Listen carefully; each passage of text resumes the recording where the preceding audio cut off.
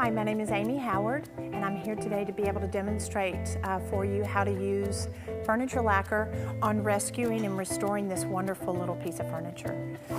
What's so great right now is that I've noticed in all the magazines that I've been looking at, there's so many fabulous lacquered pieces of furniture. Unfortunately, there's a lot of pieces that have great lines to them that would be suited to be able to do in a lacquered finish and can really add a lot of punch to a room in a multitude of colors. So I actually was looking for a little bit more Scandinavian mid-century modern look, and I came across this wonderful little nightstand that I thought would be great in a pale gray color. You don't really have to be concerned as much with the quality of the finish that's here. You can go directly on top of your piece with our lacquers.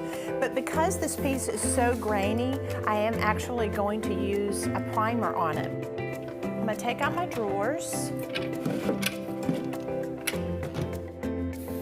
It is important to actually go through and just make sure your piece is free and clear of dust. You don't have to go back in and sand it. You don't have to do anything as far as getting ready for the actual lacquer process. So I'm gonna hold the can probably 8 to 9 inches away from it. So what this does is that this goes in and it actually is going to fill the grain and give me a really beautiful finish when I come back in with my color. One of the great things about a furniture lacquer is the fact that it's very, very high sheen. So when you've got a very, very high sheen, every little detail is going to show up. And this isn't just white paint. I don't want you to go and get that and think that that's going to act as a primer.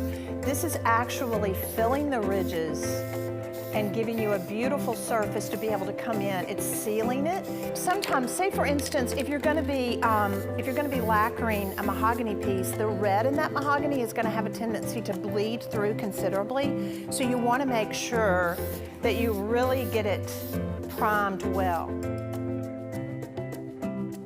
You'll notice that when I got to this part of the process of restoring this piece, that I had to have assistance. This is what happens to you when you become 40 and over. But I always make sure that they're really cute. I thought it would be fun, since this is going to be a nightstand in a little girl's room, that we actually did it in a really fun poppy color. So here we go. Remember there again, to paint it on first, just like you would be doing your brush. I want to be sure and keep it around 8 or 9 inches away because I don't want it to drip and I don't want to have sagging. It's better to take your time, do more coats, very, very thin. It's going to give you a much prettier finish in the long run. It's so exciting that we've created this hardy furniture lacquer in an aerosol can for you to be able to do it yourself. So here we've got this incredible nightstand, and you're able to transform it for under $20. That's amazing.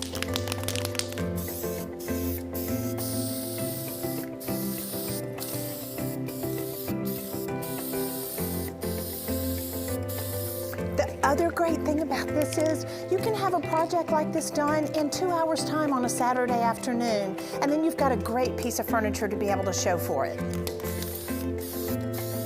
So we've put the original hardware back on. We've allowed our piece to dry about 25 or 30 minutes, and we have a precious new little piece to put in any little girl's room and make her incredibly happy. Now go enjoy the bragging rights.